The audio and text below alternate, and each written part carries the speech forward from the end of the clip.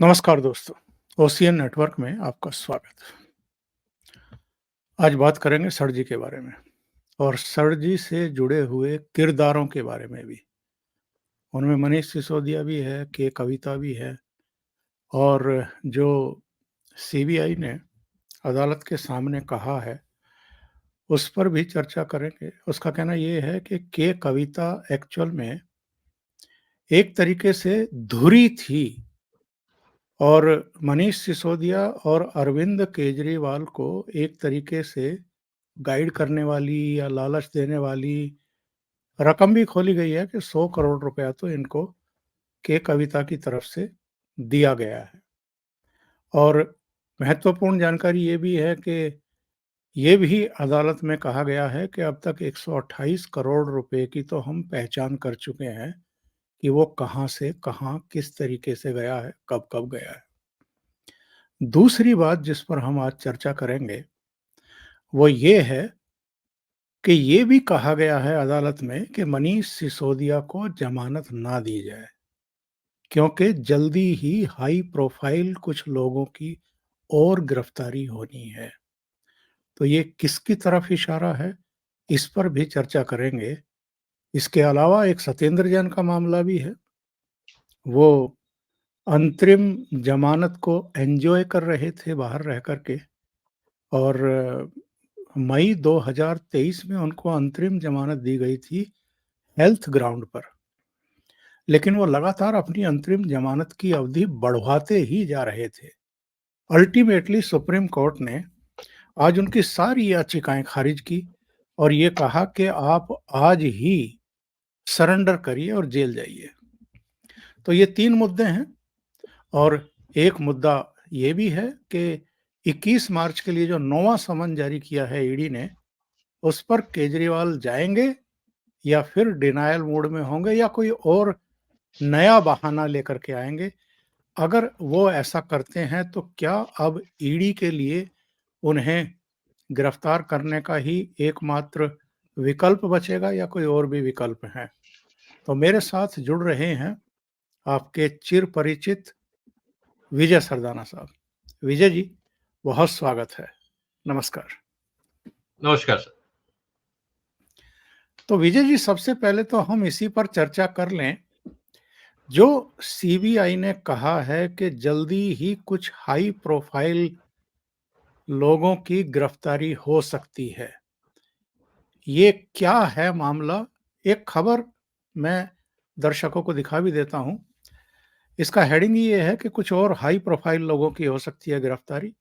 मनीष सिसोदिया की जमानत याचिका के विरोध पर सीबीआई का बड़ा बयान। और चूंकि समीक्षा याचिका भी सुप्रीम कोर्ट खारिज कर चुकी है, तो फिर से निचली अदालत में ये पहुंचे हैं और वहां सीबीआई जो विशेष न्यायाधीश है एम के नागपाल साहब, उनकी अदालत में ये सुनवाई चल रही है और उसमें सीबीआई का ये बयान आया है। अदालत ने प्रवर्तन निदेशालय की ओर से दलीलें सुनने के लिए मामले को 22 मार्च को सूचीबद्ध किया है फिर से। और ये तो आप जानते ही हैं कि 13 महीने बीत चुके हैं। सुप्रीम कोर्ट ने भी देखा है और ये भी कहा है कि मनीष सिसोदिया ट्रिपल टेस्ट से संतुष्ट हैं, उनके भागने का खतरा नहीं है। यानी इनके जो बचाव पक्ष के वकील हैं वो ये सब कह रहे हैं। लेकिन जो वरिष्ठ अधिवक्ता माथुर हैं, उन्होंने कहा कि साहब, जमानत इनको दे दी जानी चाहिए। और जो पंकज गुप्ता हैं, उन्होंने कहा कि साहब, हमारी ओर से कोई देरी नहीं हुई आरोप पत्र दाखिल करने में और बहस शुरू करने में। बहस के बाद ही मुकदमा शुरू होता है। हम इसे शुरू करने की कोशिश कर रहे हैं। लेकिन उन्होंने ये भी बताया कि अगर इनको छोड़ा गया तो ये गवाहों को प्रभावित कर सकते हैं। तो विजय जी, ये जो कहा गया है कि साहब कुछ और हाई प्रोफाइल लोगों की गिरफ्तारी हो सकती है और इनको जमानत नहीं मिलनी चाहिए, इस पर थोड़ा-सा रोशनी डालिए। ओंकार जी, सबसे पहले आपको और सभी दर्शकों को मेरा प्रणाम। जी, बहुत स्वागत। देखिए, ये वास्तव में अभी हाई प्रोफाइल लोग बाकी हैं, इसमें कोई दो राय है नहीं, क्योंकि जिस तरह का घटनाक्रम है और जिस तरह का पैसा इन्वॉल्व है, अभी तक जो लोग पकड़े गए हैं वो आप ये कह सकते हैं कि वो प्यादे हैं, और प्यादों के अलावा 4 लोग ऐसे हैं जिनको आप थोड़ा सिग्निफिकेंट मान सकते हैं इस पूरी घटना में। बाकी सब सिस्टम के हिस्सा थे। पहले दिन से सर मैं इस बात को कह रहा हूं कि इसमें 4 आदमी नहीं, कम से कम 100-200 आदमी डायरेक्टली इनडायरेक्टली विटनेस के रूप में आएंगे। और ज्यादा नहीं तो अगर हम 4 बड़े नाम ले लें, केजरीवाल, सिसोदिया, संजय सिंह, कविता, ये 4 बड़े नाम, इनके साथ कम से कम 5 लोग और होंगे, तो करीब 20 लोग इंपॉर्टेंट ऐसे होंगे जिन्होंने इस पूरी घटनाक्रम में एक्टिव रोल निभाया होगा। और इस पूरी कॉन्स्पिरेसी या घटनाक्रम में हर एक का अपना अपना रोल होगा। जैसे एक प्रोडक्शन कहा जाता है ना, कि कोई डायरेक्टर है, कोई एक्टर है, कोई लॉजिस्टिक्स मैन है, कोई की पॉइंट मैन है, कोई मैनेजर है, इस तरह से। क्योंकि इनको भी पता है कि एक आदमी को अगर हम सारी जिम्मेवारी दे देंगे और वो पकड़ा गया तो सब भंडा फूट जाएगा। जी, जी। और ये बात हमेशा होती है इस तरह के जब गोरख धंधे होते हैं, तो इसमें लेयरिंग होती है। और मैंने अपने कई वीडियोस में अपने चैनल पे इनका डिटेल में एनालिसिस किया है कि कौन कितना। जैसे आपने बात करी थी कविता की, कल ही मैंने एक वीडियो बनाया और उसको थैंकफुली बहुत अच्छा रिस्पॉन्स मिला कि मनीष सिसोदिया और केजरीवाल की गर्दन अब कविता के हाथ में। कारण बहुत सिंपल है सर। देखिए, एक टीम है जो दिल्ली बैठी है, क्योंकि दिल्ली उनके कब्जे में। अनफॉर्चुनेटली या फॉर्चुनेटली दिल्ली में एक भी शराब फैक्ट्री नहीं है। इसका मतलब शराब फैक्ट्री आएगी बाहर से। अब बाहर से कहां से आएगी? यूपी में ये हाथ नहीं डालेंगे, पार्टी इनकी नहीं है।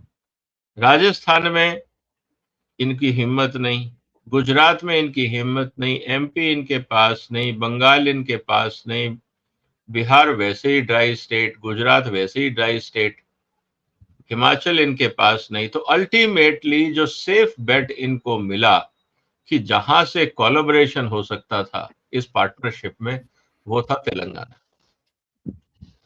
और तेलंगाना और दिल्ली के बीच में ये जॉइंट वेंचर बनाया गया था।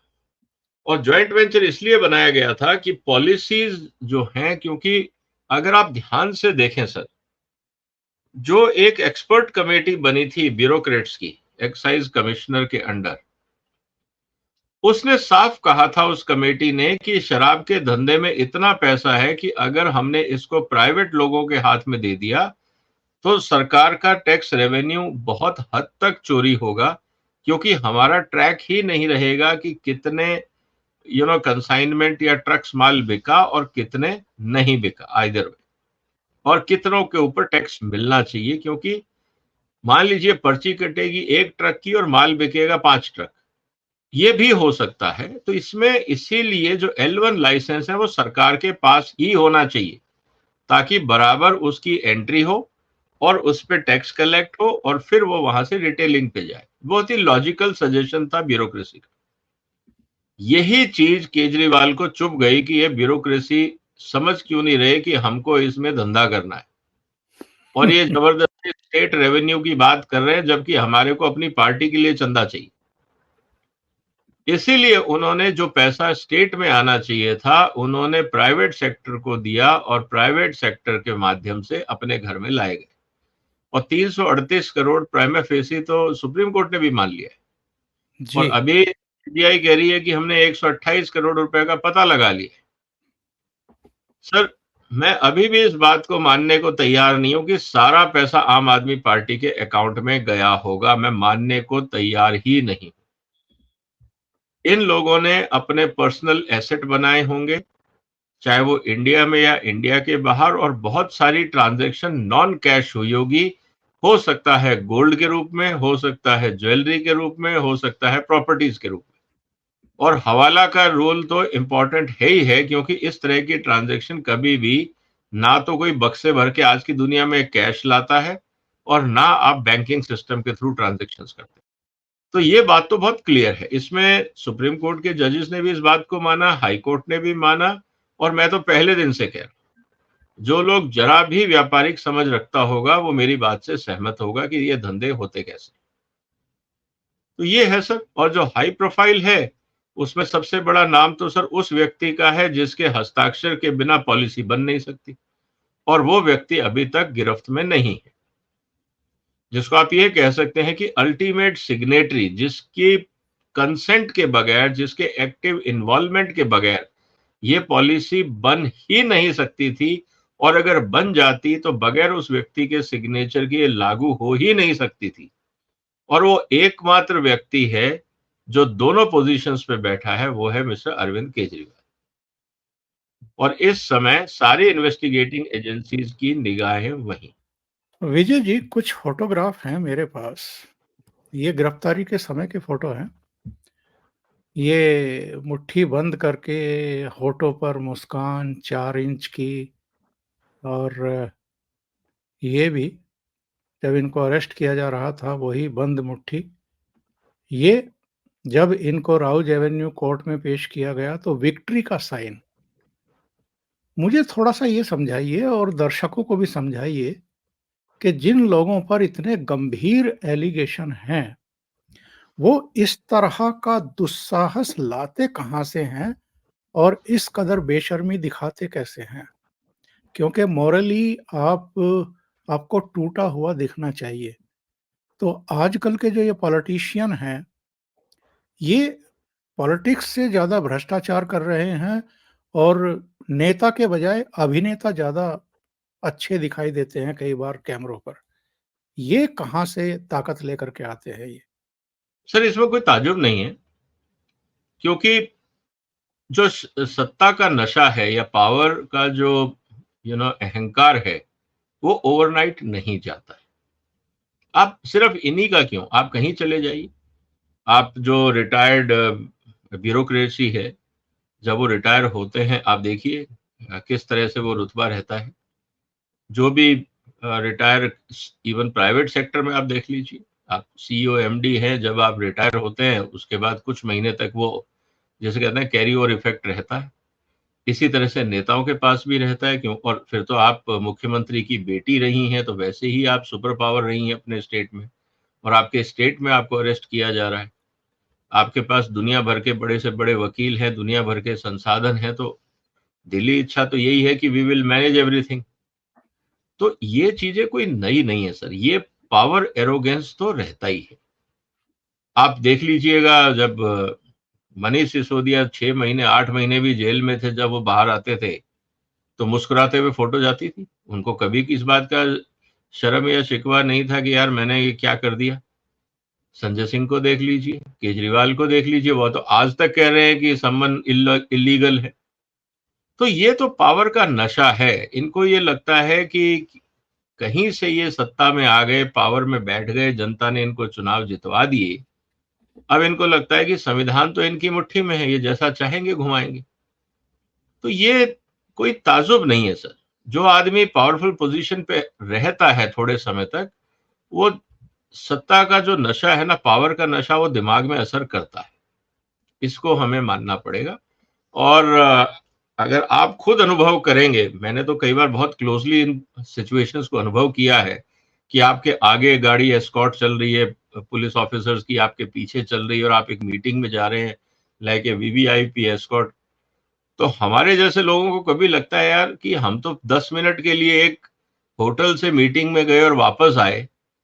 जो लोग पूरी जिंदगी इस तरह रहे हों, मंत्री या अधिकारी, आपको क्या लगता है कि फिर वो आम आदमी की जिंदगी आसानी से कबूल कर पाएंगे? सर ये बहुत एडिक्टिव है। ये जो नशा है ना, ये बहुत जल्दी लोगों का दिमाग खराब करता है, और उसको ठीक होने में टाइम लगता है। इसीलिए जेल को सुधार गृह भी बोला जाता है। वहां पे फिजिकल सुधार तो कुछ नहीं होता है, मानसिक सुधार होता है। इसीलिए 3 साल 5 साल की सजा क्राइम के हिसाब से क्यों दी जाती है कि इस तरह की विकृत मानसिकता को सुधरने में टाइम लगता है। इसीलिए जो जेल टेन्योर होता है, वो जितना बड़ा क्राइम आदमी करता है, मतलब उसकी मानसिकता उतनी विकृत है, और जितनी लंबी उसकी सजा मिलती है, इसका मतलब उसको उतना समय लगेगा ठीक होने में। तो ये तो लॉजिकल है सर, इसमें परेशान होने के क्या फायदा। और ये तो नहीं दिखाएंगे तो इसका मतलब इन्होंने एक्सेप्ट कर लिया। अगर मान लीजिए ये मुंह बंद करके बैठ जाती, नजरें झुका के बैठ जाती, या मुंह पे हाथ रख लेती, अपनी फोटो ना खिंचवाने देती, तब तो आदमी कहते यार देखो इसको शर्म आ रही है, इसने क्या गलत काम कर दिया, एक तरीका। दूसरा, यू हैव एक्सेप्टेड कि यू आर गिल्टी, तो आपने पहले ही मान लिया। अभी तो जिसे कहते हैं कि वॉकओवर दे दिया आपने इन्वेस्टिगेटिंग एजेंसीज को, उन बेचारों ने तो मेहनत की नहीं, आपने पहले ही कबूल कर लिया। तो ये तो सब पार्ट ऑफ गेम।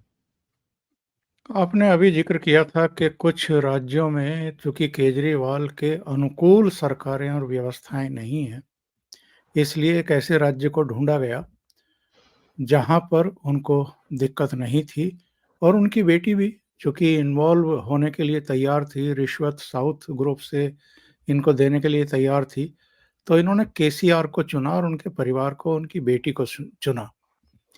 और ये कुछ तस्वीरें बताती हैं कि किस तरह के इनके रिश्ते और समझ-बूझ आपस में रही है। इसमें अब दो राय है भी नहीं और दर्शक ये सब चीज़ें देखते ही होंगे। अ, अरविंद केजरीवाल पर लौटते हैं विजय जी। अरविंद केजरीवाल को ईडी ने 2 समन भेजे। एक जल बोर्ड में भ्रष्टाचार का मामला, टेंडरिंग में, जिसका आप ज़िक्र करते रहे कि जहाँ-जहाँ टेंडर छोड़े जाते हैं, वहाँ-वहाँ भ्रष्टाचार की भरपूर संभावनाएँ रही होंगी और शायद किसी भी डिपार्टमेंट को इन्होंने छोड़ा भी नहीं है। और ये जल बोर्ड का मामला भी ऐसा ही है जिसमें अब इनको पहला समन जारी किया गया था 18 मार्च के लिए। अब 18 मार्च तो कल गुजर गई। आज हम 19 मार्च में बात कर रहे हैं, तो ऐसी स्थिति में जबकि ये उपस्थित नहीं हुए और अगेन जो शराब घोटाले में इनको 8 समन जारी किए गए थे और सबको इन्होंने अवैध बताया था, वैसे ही जल बोर्ड वाले मामले में भी पूछताछ के लिए जब पहला समन पहुंचा, उसको भी इन्होंने अवैध बता दिया है। तो ये इनका ड्रामा कितना लंबा खिंच सकता है।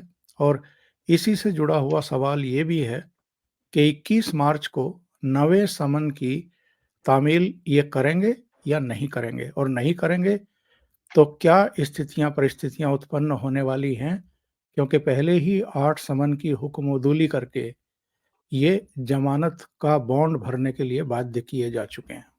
सर मुझे लगता है ये कोशिश पूरी करेंगे कि 1 अप्रैल तक इसको टालें, अगली हियरिंग तक, और इस बीच में ये अपना अभियान शुरू करेंगे चुनाव का। और फिर ये जब 1 अप्रैल को भी जाने का प्रयास होगा तो तब ये हो सकता है कोर्ट को ये कहें कि देखिए मैं थोड़ा इलेक्शन कैंपेन में बिजी हूँ, या तो मैं वीडियो कॉन्फ्रेंस पे आ जाता हूँ, otherwise my lawyers will represent. ये उस दिन भी नहीं जाने का पूरा प्रयास करेंगे। तो अब सवाल इस बात का है कि जो घटनाक्रम आज मनीष सिसोदिया की बेल एप्लीकेशन को लेके हुआ है, अब एक ही तरीका बचता है ईडी के लिए कि वो इनको फोर्सफुली अरेस्ट करें। और अगर वो अरेस्ट करते हैं तो इनके पास एक ही ऑप्शन है कि फिर ये जाएंगे हाई कोर्ट या सुप्रीम कोर्ट। और हाई कोर्ट या सुप्रीम कोर्ट जाने से मुझे नहीं लगता कि इनको राहत मिलेगी, क्योंकि 9 बार आप सम्मन की अनदेखी कर चुके हैं, केस डिले हो रहा है, बाकी जो लोग जेल में हैं उनको न्याय नहीं मिल पा रहा है। हो सकता है कि केजरीवाल कोऑपरेट करते और ये समझ में आ जाते कि घपला नहीं हुआ, जो ये टीवी के बाहर, टीवी के सामने बैठ के, कैमरों के सामने बैठ के ये बोलते रहते हैं कि कुछ घपला नहीं है। और अगर ये कन्विंस कर देते ईडी को, तो शायद मनीष सिसोदिया भी जमानत पे बाहर आ जाते। लेकिन कोऑपरेट नहीं कर रहे हैं, इसलिए बाकी जो लोग हैं उनकी भी जो फंडामेंटल राइट्स हैं फ्रीडम के, वो भी एनक्रोच हो रहे हैं। इसीलिए केजरीवाल का कोऑपरेशन जरूरी है। अब सवाल इस बात का है कि एक सिटिंग चीफ मिनिस्टर जैसे हमने देखा झारखंड में, क्या उस तरह का ड्राइव ईडी को करना पड़ेगा, या जिस तरह से कविता को लेके आए हैं उस तरह से करना पड़ेगा। और ये मुश्किल नहीं है, सिर्फ फर्क इतना है कि जो सिंपैथी वोट की हम बात कर रहे हैं, तो उस बात को लेके सिर्फ हमें सोचना होगा कि ये जो पूरी कार्रवाई है इसमें क्या टाइम लगता है। और जहां तक बात है ओवरऑल, अगर मैं ये कहूं कि टाइमलाइन, तो इनकी पहली जो डेट है वो है 1 अप्रैल। और 1 अप्रैल जो डेट है अब जो आने वाली है कोर्ट में, देखते हैं उस दिन ये जाते हैं या नहीं। उसके अलावा जो दूसरी डेट होगी उसकी हम चर्चा करेंगे।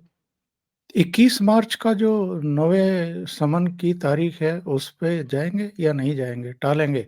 और टालेंगे तो जो बात आप कह रहे हैं, आज का आर्ग्यूमेंट है उसी को एक्सटेंड करेंगे, क्योंकि अगर वो अब उसके चले जाते हैं तो फिर समस्या ये होगी इस पूरे प्रोसेस में कि फिर आप क्यों नहीं गए थे मंडे को, फिर वो जवाब देना मुश्किल पड़ेगा। तो इसलिए कह रहे हैं कि मेरे को तो जमानत मिल गई है, अब 1 तारीख को बुलाया कोर्ट ने, मैं जाऊंगा। उस दिन कोर्ट इनको डांटेगा, मान लो कि भाई आपको जाना चाहिए था, तो ठीक है सर चले जाएंगे, कम से कम इतने समय तो बाहर रहे। तो ये है सर, जिसको कहते हैं कि misuse of legal situation. Unfortunately जो ऑर्डर है जज का, कोर्ट, लोअर कोर्ट का, उसमें मुझे लगता है कि एक लाइन ईडी को जुड़वानी चाहिए थी कि मैडम इनमें आप लिखिए कि भाई in future you will address the summon, when you will attend the inquiry when the call through summon। तब तक हो सकता है कि तब ये 21 वाला कंफर्म हो जाता। मुझे नहीं पता कि ईडी ने ये सिंपल एक इंग्लिश, जब आपको पता है कि इस तरह का ये गड़बड़ हो रही है, वेग ऑर्डर निकलवाने की क्या जरूरत थी, वो मुझे नहीं पता। लेकिन ये बताइए, और ये दर्शक भी कन्फ्यूज़ हो चुके हैं, क्योंकि ये प्रेस कॉन्फ्रेंस करके कहते हैं कि साहब, ख़ास तौर से इनकी जो मंत्री है आतिशी, कि जी उनको तो ज़मानत मिल गई है, फिर हमें ये समन क्यों भेजा है? ज़मानत किस केस में मिली है? और समन किस मामले में इनको भेजा गया है? ये तो बिल्कुल साफ़ होना चाहिए। सर 2 चीजें, मान लीजिए कोई आदमी सड़क पे एक्सीडेंट करता है और उसमें किसी की मौत हो जाती है, तो एक तो मर्डर का केस, होमिसाइड का केस, और ये भी पता लगता है कि उन भाई साहब के पास लाइसेंस भी नहीं था, तो लाइसेंस का दूसरा केस। अब या उसके अंदर पॉल्यूशन चेक नहीं था, वो तीसरा केस, सपोज पीयूसी नहीं था। तो जमानत इनको पीयूसी की मिली है, मर्डर की नहीं मिली। तो कहने का मतलब ये है कि जमानत इनको, जो आईपीसी की धारा 174 है, जिसके कारण सम्मन की अवमानना के कारण इनको 1 महीने की जो सजा हो सकती थी, उस 1 महीने की सजा के लिए बेल मिली है। ईडी का केस या दारू घोटाले पे कोई बेल नहीं मिली है, वो तो इन्वेस्टिगेशन जारी है, और अगर ईडी चाहे तो अरेस्ट भी कर सकती है। और अभी भी ये मतलब ज़मानत मिलने के बावजूद समन की अनदेखी कर रहे हैं? मैंने यही कहा ना सर कि जो ऑर्डर है उसमें वेगनेस है। अगर ऑर्डर में एक लाइन लिखवा दी जाती है कि पुराने आपने जो वायलेट किए हैं समन्स, या जिनको ऊपर आप पेशी नहीं की, आपने पेश नहीं हुए, चलिए हम इसकी कार्रवाई की आपको सजा देनी है या नहीं, इसकी बात हम 1 अप्रैल को कर लेंगे, लेकिन केजरीवाल साहब इन फ्यूचर अगर कोई भी समन आए तो आपको उपस्थित होना होगा, इस बात का आप ध्यान रखिए। अगर ये एक लाइन जोड़ दी जाती तो ये जो तमाशा चल रहा है ये नहीं होता। आप ये कहने की कोशिश कर रहे हैं विजय जी कि ये ईडी की ही लापरवाही चल रही है, ढील चल रही है, या कृपा चल रही है कि ये बाहर हैं अभी तक? वरना के कविता ने 2 समन की अनदेखी की और वो धड़-धड़ाते हुए उनके घर में गए, छापेमारी की, कुछ दस्तावेज बरामद किए और उठा लिया। तो इन पर क्यों कृपा बरसाए हुए है ईडी? सर मुझे लगता है कि ईडी को या आम आदमी पार्टी को, जो भी आप कहें, सबको मीडिया में जिस तरह से ये केस प्ले हो रहा है, सबको मजा आ रहा है। जैसे कहते हैं ना कि एक ओटीटी का एक सीरियल बन गया ये, कि एक एपिसोड मतलब एक समन, आज 9वां एपिसोड चल रहा है, सब चर्चा में लगे हुए हैं। ईडी भी कह रहा है चलो एक बार हम क्यों हाथ काले करें, और हो सकता है कि ये भी सोच रही हो कि अगर हम इनको अरेस्ट करेंगे तो कहीं सिंपैथी वोट इनको ना मिल जाए, और अभी लोकसभा चुनाव है, तो इसलिए हम अपने हाथ काले नहीं करेंगे, कोर्ट का आदेश होने दो, चाहे वो लंबा क्योंकि देखो ईडी को तो इतना पता है कि हम जिस दिन चाहेंगे अंदर कर लेंगे। ईडी केजरीवाल को घर से उठा के ला सकती है, कोई रोकने वाला नहीं है। तो ये मुद्दा तो है ही नहीं सर।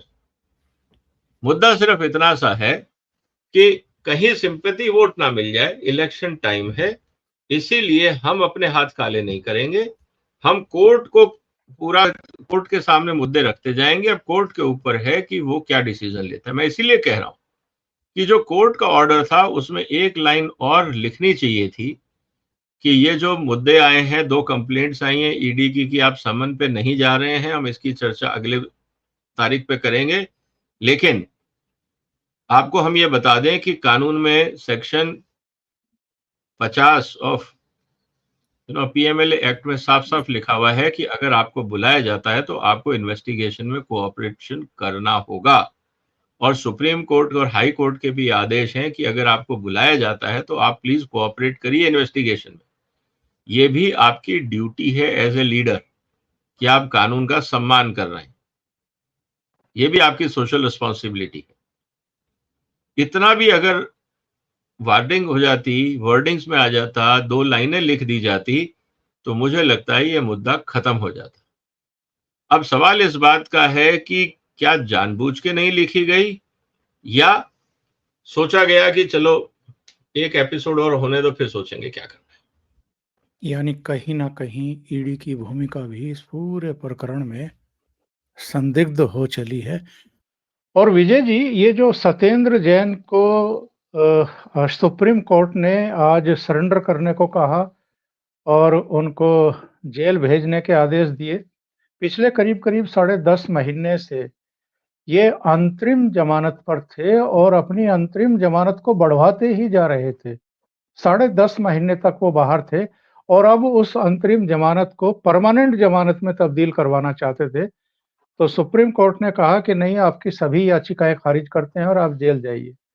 तो ये भी एक तरीके से झटका ही है इन सबको, जो पूरी कानून व्यवस्था को कानूनी प्रक्रिया को ही एक तरीके से मजाक बना रहे थे या अब्यूज कर रहे थे। सर ये बात तो ईडी ने अपने वक्तव्य में किसी केस के मुद्दे पे कही भी थी कि हम लोग इसलिए परेशान हो गए हैं, इस इन्वेस्टिगेशन को आगे नहीं बढ़ा पा रहे हैं क्योंकि ये लोग लगातार किसी ना किसी कोर्ट में किसी ना किसी बहाने कोई ना कोई याचिका डाल रहे हैं और हमें उस याचिका के जवाब देने में टाइम वेस्ट हो रहा है। हम इस केस में आगे तफ्तीश नहीं कर पा रहे हैं और जितने भी लोग अरेस्टेड हैं वो किसी ना किसी, चाहे ट्रायल कोर्ट हो, हाई कोर्ट हो, सुप्रीम कोर्ट हो, हर दूसरे दिन चौथे दिन कोई एप्लीकेशन लगा रहे हैं। तो ये बात तो इन्वेस्टिगेटिंग एजेंसीज ने अपने वक्तव्य में किसी केस के अंदर ये कही है। तो मुझे लगता है कोर्ट अब इस बात को समझने लगा है कि लीगल प्रोसेस का मिसयूज किया जा रहा है। इसीलिए उन्होंने कहा कि अब इस बार-बार इसकी तारीख देने से फायदा नहीं है, अब आप जेल जाइए और अब इस केस को किसी लॉजिकल कंक्लूजन तक लाना ज़रूरी है। क्योंकि इसमें दोनों बातें हैं सर, जो लोग गुनहगार हैं, वो बाहर बैठे हैं। हो सकता है कि जिन लोगों को अरेस्ट किया हो, बाद में जब आर्ग्यूमेंट्स होंगे, डिटेल में जब चीज़ें सामने आएँगी, तो हो सकता है वो लोग बरी भी हो जाएँ या छोटी-मोटी सज़ा उनको जो भी मिलेगी 2, 4, 5, 10 महीने की, वो करके वो अपने घर जा सकते हैं। लेकिन अगर ट्रायल ही पूरी नहीं हो रही है, जब जजमेंट का टाइम ही नहीं आ रहा है, तो वो बेचारे तो बेगुनाह जिन्होंने चाहे छोटा ही क्राइम किया हो, इनकी मजबूरी में किया हो, क्योंकि हो सकता है इनके बहुत सारे एम्प्लॉई हों, हो सकता है इनके ड्राइवर हों, हो सकता है कोई और मजबूर लोग हों जिसका उनकी मजबूरियों का फायदा उठा के उनसे गलत काम कराया है। तो ये सब चीजें इंपॉर्टेंट है। तो मुझे लगता है कोर्ट को इस बात का मैसेज मिल गया है कि अब इस पूरी कार्रवाई में डेट पे डेट देने का कोई फायदा नहीं है, इसको खत्म किया जाए। विजय जी, बहुत-बहुत धन्यवाद आपका इतना समय निकालने के लिए और महत्वपूर्ण मुद्दों पर चर्चा करने के लिए। Thank you so much. नमस्कार। नमस्कार सर, वंदे मातरम। वंदे मातरम।